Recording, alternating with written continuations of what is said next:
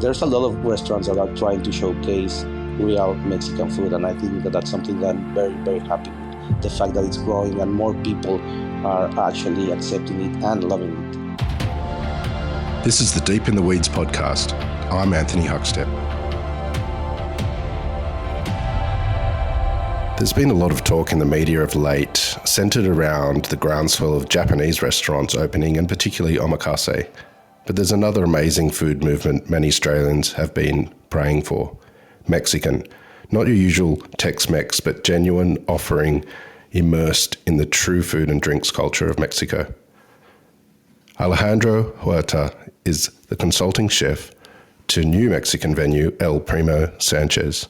Alejandro, how are you? Good. Thank you. Thank you for having me here.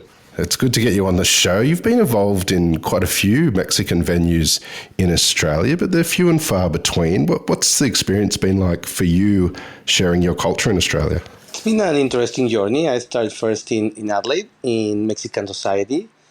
And I think when I arrived 7 years and a half ago, Australians had a weird understanding and sort of expectation around Mexican food. I think that they expected and wanted a lot of Tex-Mex, which there are some things that are in a certain way sort of Mexican, like burritos. A lot of people think that they are not Mexican at all, but there are certain parts of the country, especially in the northern areas like Sinaloa or Sonora, where they actually do burritos.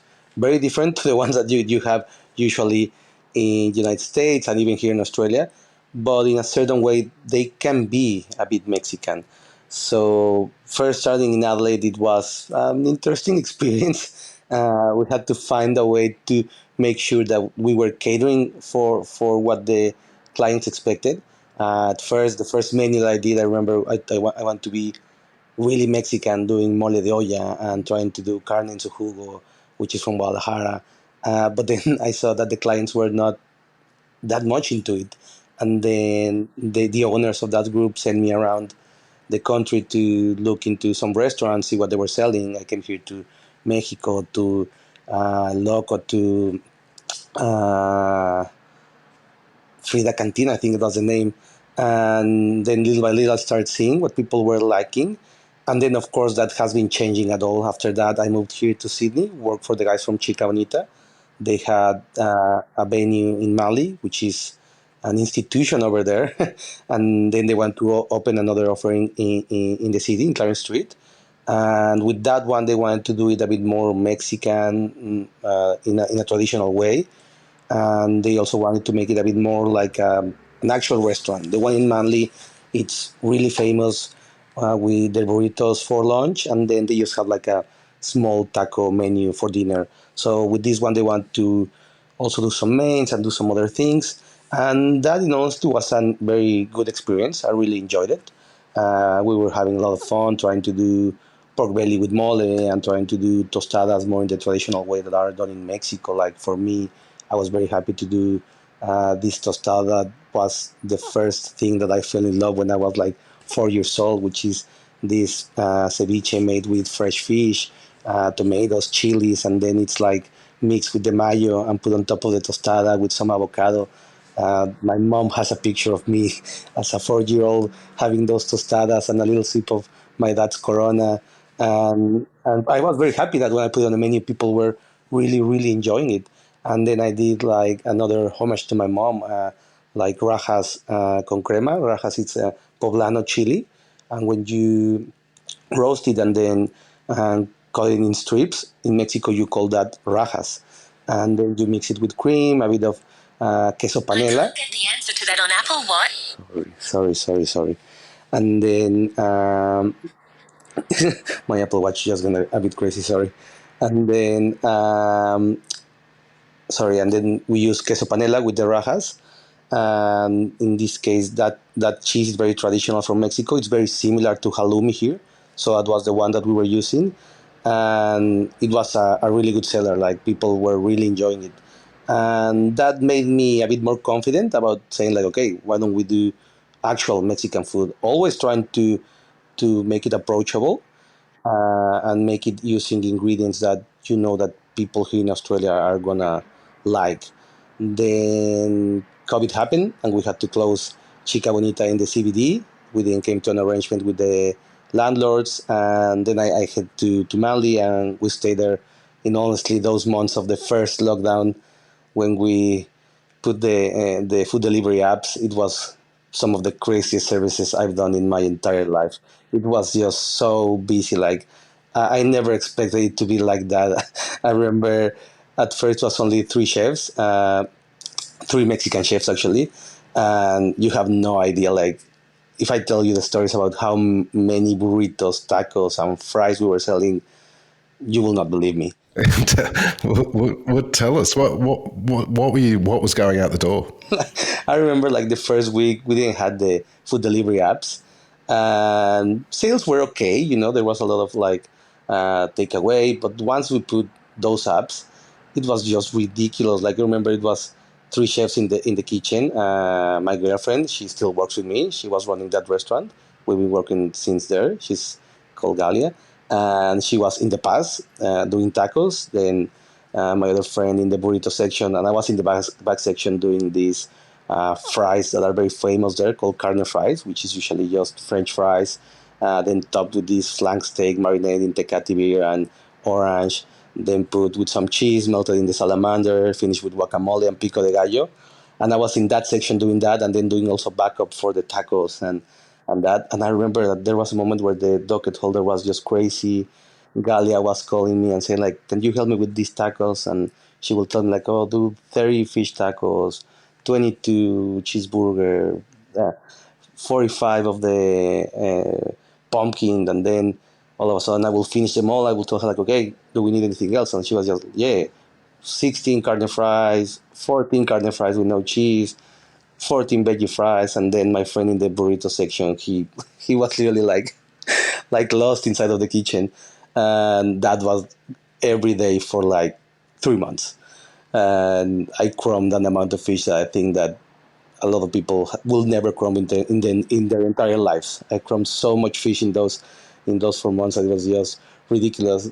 I mean, I really liked it, really enjoyed it, but yeah, that was just like out of control crazy. That for me, I will always tell them like, I remember some friends were like, "Oh, you know, it's lockdown, it's a bit quiet, it's been very relaxed," and I was just like, "Well, it's not the same here in Mali, guys." Like there was a moment where literally we had like there was a moment where we had like probably 20 Uber drivers outside the door. It was like I was worried that we were gonna get probably fined because they were thinking like we were making a party, but it was just the drivers waiting for the food to be given to them.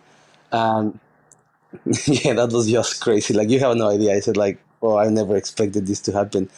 And then after that, the people from Number 92, which is a small wine bar in Glebe, approached me, and I decided to take it. Like I'm still really good friends with the guys from Chica, but I wanted to do something different, something else. I thought that I was very happy doing burritos and tacos, and I think that their approach on food is really good. They try to do really good food with good ingredients, even though it's easygoing things like burritos or just tacos.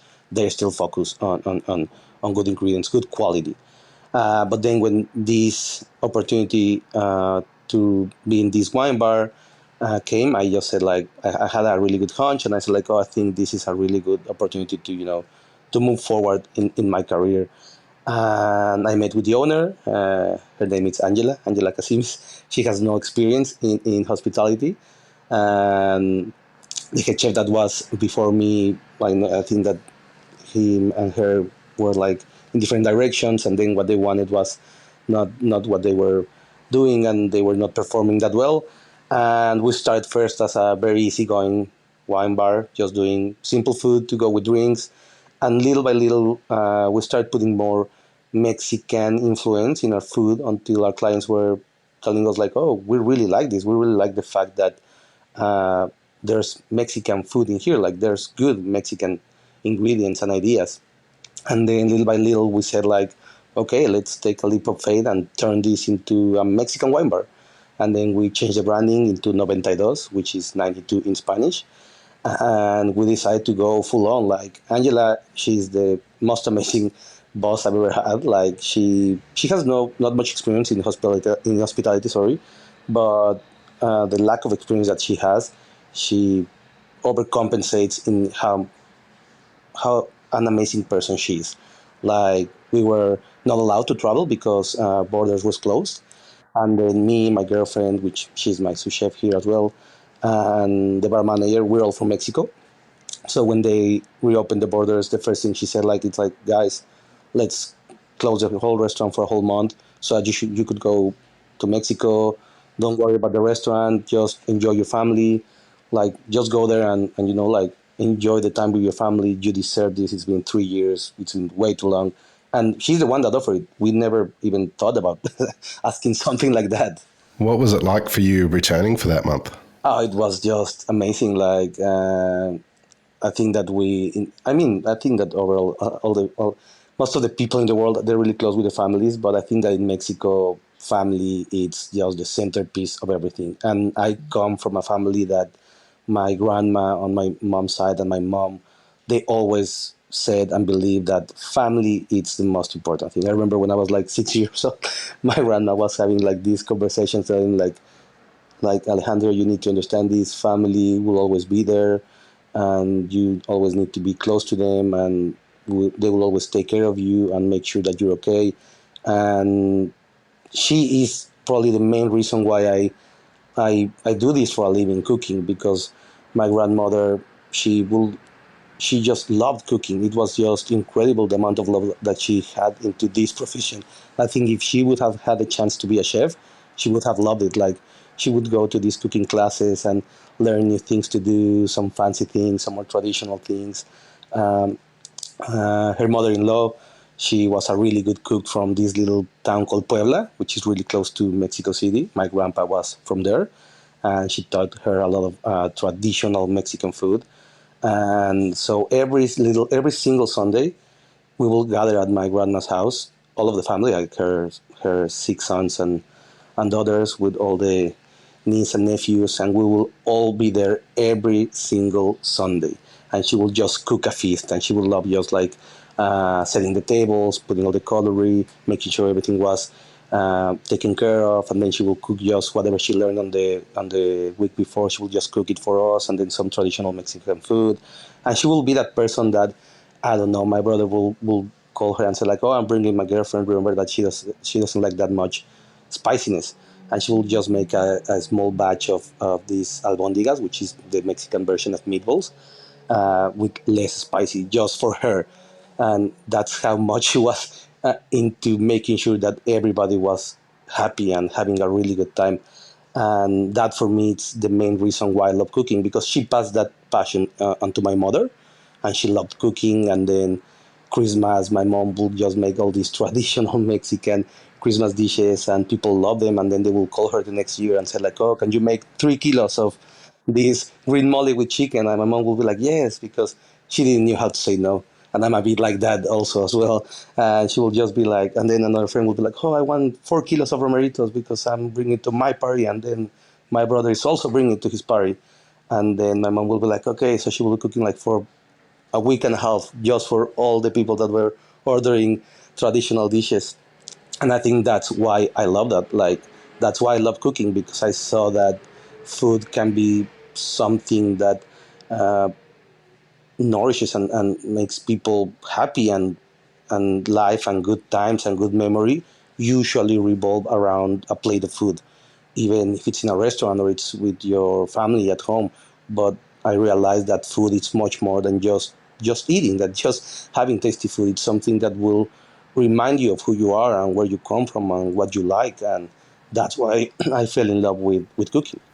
Tell us about the beginnings of your career. What were the first steps in the industry and the sort of people that really influenced the beginnings of your career? I started cooking because uh, it was a weird first couple of years for me. I wanted to be a soccer player, but then of course I realized I didn't have the set of skills, and I was a bit older. I was probably like 16 years old, about to finish high school, and my mom was like, "What do you want to study? Like, what are you going to do with your life? Because now you decided that you're not gonna keep pursuing this soccer career."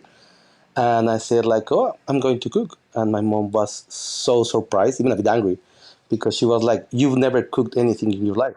Like you've never even poured cereal in your bowl. Like what are you talking about? Like how are you gonna be a chef? And then actually, my girlfriend at that moment wanted to be a chef as well, and she was just like, "Oh, you're just following her. You're just doing what she is doing. Don't do this. This is the wrong choice for you." And I said, like, no, I think that's actually something very interesting. Like, I see you loving to cook, and my grandma as well. And she's like, okay, do whatever. It's up to you. It's your call. So I remember the first day that I grabbed a knife at culinary school, I cut my finger. Like, literally the first day. And at that day, I was just like, oh, what am I doing? And then I remember that some of my friends, some of my teammates, like the classmates, sorry, I saw them that they had some skills at least. They knew how to handle a pan, they knew how to grab a knife, and I was just completely hopeless. And then one of my brother's best friend, he was the food and beverage manager for the Hilton in the Mexico City airport. And at that moment when I finished first semester, I actually said to myself like, I think maybe I should change my career. I think my mom probably was right. And then that friend, his name is Ricardo. He was the first one to tell me like, just come into an actual kitchen, see how it goes. Don't just make this decision based on school and the lack of experience. In the end, experience is something that you can gain, and as long as you want to do this, like just work and just make yourself better every day. And I remember going into the Hilton, and I actually loved it. I actually really, really enjoyed it. I remember I was, this unexperienced, very shy little kid with my knives, and the chef was this old school French chef, the usual stuff. He was like, "Oh, those knives are really nice. Are they sharp enough?" And I was just like, "Yeah, I think so, chef." And he said, like, "Oh, do you think that they'll be able to cut 20 kilos of onions?" Well, show us. Hopefully they do the trick. And then they put me in all these weird uh, sections. Even I was in the prep section for the buffet, so I was working from 11 p.m. till 7 a.m. And my mom, I remember she was so worried because she was like, "Oh, that's not good. That's not a good life for a chef." I can believe that chefs actually need to work those shifts. But I actually really, really enjoyed that shift because I was learning how to do big batches of sauces and see how the magic of that buffet was happening. And that's when I said, like, no, this is what I want to do in my life. And then the next semester, actually, I was just walking down the street in Polanco, and I passed next to a restaurant that the name said Pujol. And at that moment, it was not popular, but said it was Pujol Cocina de Autor. That was their first name. So Cocina de Autor it is author's cuisine, which was like a big trend in Spain with Juan Maria Arsac and all these chefs. And I remember I just read a book from Arsac, and I said like, oh, there's a Cocina de Autor restaurant here in Mexico. I need to go in there and see how it is. And I remember walking in the restaurant, and even the manager told me that she got confused because I said like, "Oh, can I speak with the chef?" And he's like, "Yeah, yeah, sure, go to the kitchen." And then I went to the kitchen. I asked for the chef, and Enrique was there, and I told him if I could go there and do my like a 2 month internship because we had like a 2 month holiday between semesters in my university. And he said like, yeah, sure, come here. And that's when I started there at Pujol. And honestly, Enrique, it's a person that has shown me so many things. Like he's not only a really good chef, but I think that he's a really good mentor, a good teacher. I remember one day we were doing like this mamey, which is a very traditional Mexican fruit. It only grows in Mexico. It's a very interesting fruit. It's like a papaya, but a bit sweeter with a texture similar to a sweet potato, like a cooked sweet potato, even though it's raw. And it's just sweet, earthy. It's just one of the most amazing things to try. And we were doing a mamey creme brulee. And I remember I torched these 8 creme brulees for this VIP table, and then me, being so inexperienced, I grabbed one of the ramekins with my bare hands. I burned myself, and I just dropped it, and it broke. It was a VIP table, and I remember I just blocked myself. I didn't know what to do, And then Enrique told me like, okay, go upstairs, relax. I'll talk to you in a second. And I remember I almost cried upstairs because I was like, oh, they're gonna fire me. Like, how would you do that? And I remember Enrique just went upstairs and he said like, you know what?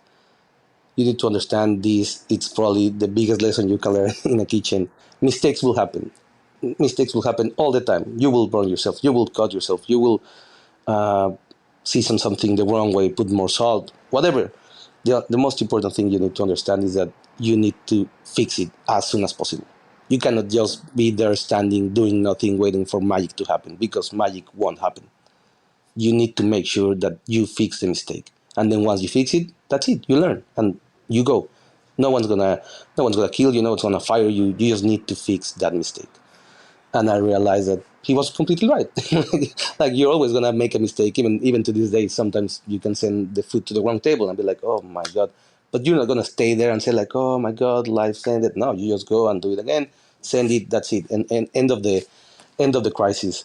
And for me that was a really valuable lesson. And then he also taught me, I remember telling me like, you need to remember that food is not being working in a restaurant, it's not as glamorous as people want to make you think. He said, of course, there's a big glamour in it, and once you become a famous chef, it's amazing, and there's a lot of things happening.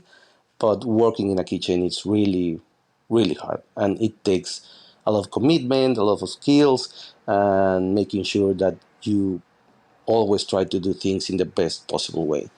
And for me, that changed my life because it made me realize that I needed to work my ass off in order to become slightly good, and that I was not going to be in these cooking shows just because I went to university. You understand? And that's something that a lot of people get confused. They are like, "Oh, I went to uni. Now I need to be a head chef," when it's not like that at all. Uh, so yeah, working there at Pujol was really, really, really interesting.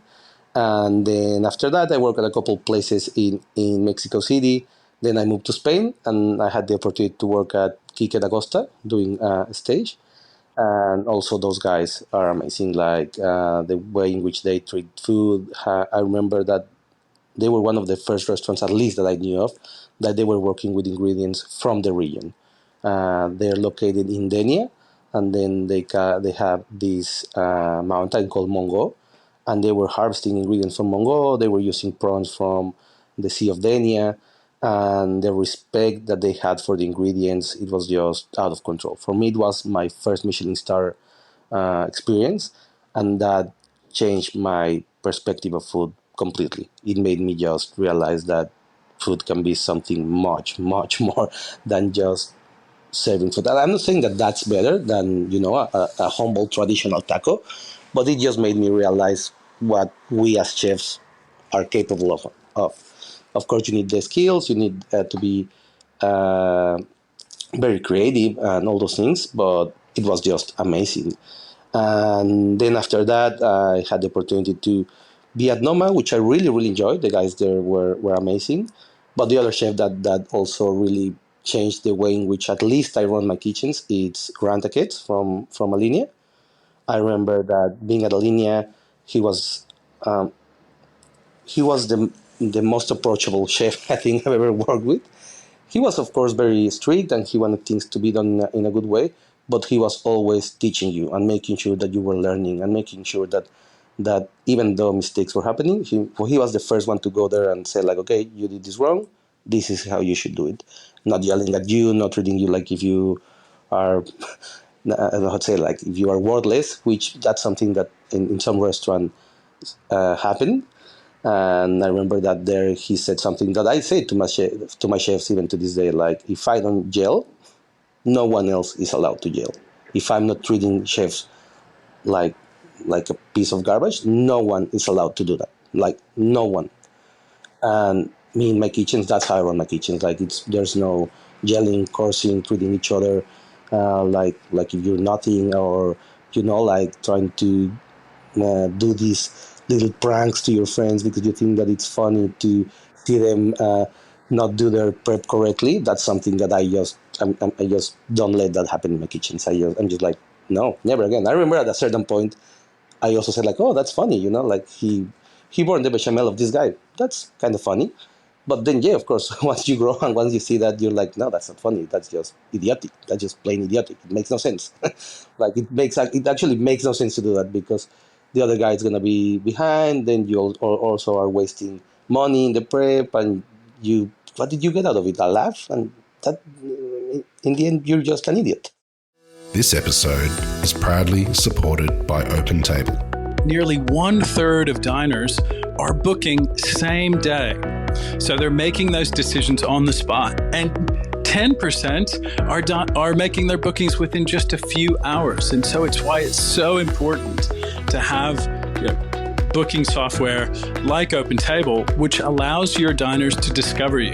And so when restaurants are on platforms like OpenTable, they're much more likely to be discovered. We help diners to connect to restaurants. Ultimately, using technology helps you to reattach to those diners. Experience the power of OpenTable. For an exclusive offer, visit restaurant.opentable.com.au/DITW. How did you end up in Australia? Well, in Mexico, I was working for this. I was the executive chef for the dining room for the executive directors of this big insurance company. And it was a very interesting job. It was like the dream hospo job because I was allowed to be creative and do different menus every week. And the owner was from Spain, so he loved doing like these avant-garde dishes. We had some traditional food, also Mexican food for the Mexican directors, but then like 20 of those 50 directors were from Spain, and they wanted to have some interesting food there. And they had some really big clients. One of them was from England, and his niece lives in Adelaide. So he knew the owners of this big restaurant group in Adelaide, and they wanted to open a Mexican restaurant. And he approached me and told me like, "Oh, do you want to go to Adelaide? My niece says that life in Australia is really, really good. Like the quality of life, and people are really nice, and they're growing, and it might be a good experience." And I said like, yeah, why not? Why not take it? At least I want to go there, see how it goes, and then I can always make up my mind whether I want to stay there or go back to Mexico. And I remember going to Adelaide, and yeah, Mexican society probably wasn't the most amazing restaurant doing the most interesting food, but the owners were really nice, and I just fell in love with Australian people. I think that they're really welcoming, that in the end, Australia is filled with immigrants from different backgrounds. And immediately I just saw that the quality of life here in Australia, it's just amazing. And in the end, for someone coming from Mexico, which is a bit of a weird, interesting place, I love it. I love my country, and I will always recommend to everyone to go there and try food. But in the end, there's a lot of corruption, and it's just super messy. Traffic jams are just ridiculous. Every day in Mexico, me driving to my work was an hour and a half, and driving back on a Friday, it was almost 2 hours in the car. So those are the type of things that I don't miss even in the slightest. Of course, I miss my family, and that will always be the trickiest part, being away from your family. Like 3 years ago, my mom died while I was here, and that was very hard. It's something that it's hard, to be here and not be able to do something. But then also the reward of what you get here. And in the end, my mom was the one that convinced me, because when she was sick and I was thinking actually of going back to Mexico, she's the first one that said like, no, like don't do it. Like you're in a really, really nice country, growing and doing fun things. And she was like, I'll be sad if I knew that the reason why you're not living in Australia, it's me. So I want you to stay there. Like it's the best for you. And I agree. Like yeah, being here has been really really good, and like Sydney has been an amazing amazing experience. People are so nice, and again since '92 happened, I think that it's been a really good couple of years growing, getting to know really good friends, doing interesting things. Like at '92 we focus on doing fresh tortillas, and we bring all the corn from Mexico, and then this new project with the guys from Maybe Sammy at the Primo Sanchez is really interesting because we're trying to do more and more Mexican food. So yeah, I just love being here in Australia, and I don't regret at all being here. It's been the best decision I've done. Tell us how El Primo Sanchez came about. Eduardo Conde, he was the bar manager at 92, and we were working together. We became really, really close friends. He's one of my closest friends right now, actually. And then he was approached by the guys from Maybe Sammy to open this new venue. And the pitch was very interesting. It was like, okay, let's do a Mexican bar, let's offer Mexican food, but let's try to be as authentic as possible, but at the same time being unique. And then Eduardo was thinking like, oh, that's actually literally Alejandro, because that's how I like cooking. I love cooking Mexican food that it's based on its traditions, on its ingredients, on its roots. But I've always loved the idea of making something different. Sometimes that's not better. Sometimes people might not like it, but I just like doing things that are different, that are unique, because I don't know, I just don't want to repeat the same thing over and over again, and don't just do the same dish that this other restaurant is doing. You can always take inspiration, but I always like the idea of making something that it's yours, that it's in the end done only by you. And when they approached me and they gave me the same pitch, they told me like, oh, we went to Mexico and we love Oaxaca and we love Guadalajara. And actually I just came back from Mexico, went to this trip to Oaxaca for a whole week, and I remember like, oh, this is the best city in the world. And when they told me like, oh, we want things that are like that, like with those flavors, and I realized that they are really good at what they do. Like once you sit down and talk with Stefan or Martin, you see why they are in the position that they are. They are just extremely professional. Like, it's just ridiculous. And I just said to myself, like, yeah, this sounds like a good experience, good opportunity. I love the idea of being able to showcase more and more actual traditional Mexican food to Australians, and love the idea that people little by little are starting to realize that Mexican food it's a bit different to what they were used to get here. So that's how I came there, and the menu in the end we try to do some traditional things, like we have an al pastor taco, which is the most traditional street food taco in Mexico City, which is this pork marinated in achiote, put in the standing pit, and then it's just put in a tortilla with fresh pineapple, onion, coriander, and then you put the salsa that you want. So we're doing something like that, but we just did like a reverse reverse engineering. So we cook the pork sous vide first to keep it soft, but with like a texture. Slice it, marinate it, put it in these skewers, and cook it over in a hibachi in direct contact with the coals to give that char that usually the spit will get, and then we just serve it with pineapple, salsa, onion, coriander, so that people can actually get to try a traditional al pastor taco, which I also think that in the end Mexicans um, we usually go to al pastor when we are drunk. Like it's like after party food, it's al pastor. So that's when I said like, oh, cocktails, getting a bit tipsy, and al pastor is a perfect match. So that's why we decided to put it. And after that, we tried to do some other traditional things like this steak cooked also over charcoals, and then we finish it with like a sort of juice. It's called mole de olla. So that's one of the my favorite dishes that my mom used to cook for me, which it is usually eaten as a soup. But I've seen that here Australians are not that big fans of soups, whereas in Mexico every meal needs to have a soup. And this mole de olla, it's usually beef stock, uh, blended with chilies, some onions, and then we usually put some beef inside of the stock to slow cook in the soup. And then it's served with white rice, vegetables, and a tortilla, which you just use to make tacos out of the beef and do it like a French dip. So you put like the beef inside of the tortilla and then you dip it in the mole de olla while you're eating the tacos. So in this case, we want to make it a nut, like a little reference to that plate, and we just do the mole de olla, only the stock, and we use it to cover the steak with it, and so that people can have like a little reference to the mole de olla.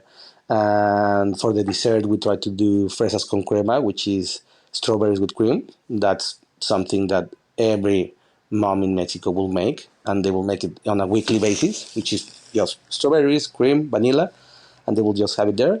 And in this case, we try to do that, but at the same time, we're doing in an interesting presentation. So we make like a strawberry cream mousse, and we shape it to look like a strawberry. And we put some compressed strawberries, pepita crumb, and vanilla cream. So it's actually like strawberry squid cream, but presented in a way that will look like an actual strawberry there in the ground with just some cream covering it. And in the end, that's what we want. We want to do those flavors that relates to, like, my family. It's actually something that reminds me of me eating with my mom, with my sister. Fresas con crema is something that my mom would love to eat. And those are the type of things that we're trying to do at Primo Sanchez. And I'm really happy that, as I said, the owners from maybe they are really happy with the aim, and they're not trying to do like flour tortillas and all these ridiculous things. That in the end, flour tortillas are also a bit Mexican, but I would like to for people to fall in love with corn tortillas as much as I've seen them loving flour tortillas here in Australia. Don't get me wrong, they're good. And in Mexico, we also eat them. They're very traditional. But I think that corn tortillas are the best tortillas that you can eat. Like the flavor, the texture. And I like the idea that they are on the same page. They are saying, like, okay, no, let's do actual Mexican food our way, but Mexican. Let's make this place feel like you are on a trip to Mexico with the drinks, with the food, with everything. And I think that with this first menu, I'm very happy with what I think the result might be. You've been here quite a few years now. How different is the Australian palate, and how open are they to Mexican food now compared to when you first arrived? I think that it's changed a lot. At first, again, in Adelaide, I think that people wouldn't have loved trying mole de olla, for example. I actually saw people like were just like, this is a bit weird. But then when you put like a pork belly burrito with, I don't know, hoisin sauce, people were just losing their minds. They were just like, this is the best thing in the world. And but now I think that people are like looking for those things. Like now more people know about al pastor. I've seen like 3 or 4 places doing it, which is something really nice. And carnitas, I see more people saying like, oh, I want pork carnitas. Or ceviches, like now they're also trying aguachiles, which is another version of the ceviche, but Mexican way. And I do think that Indian, I always believe that uh, you always need to do food in accordance to where you are. Like, for example, we Mexicans are a bit weird with our food because we get very defensive with it, which is something that I always say as a joke. Like, my mom, she will just lose her mind if you were to come here and see a hoisin pork taco. She will just say, like, you are unrespectful. Like, that's something you don't do. But at the same time, you will have asked my mom, do you like sushi? She would have said, yeah, I love sushi. But if I were to take it to Japan and just try rice with fish, with like this brush of just shoyu, she would have said like, "What is that? That's not sushi." Because she will have loved the sushi with cream cheese, deep fried, chipotle mayo, and she would have said like, "Yeah, that's really good sushi, not this."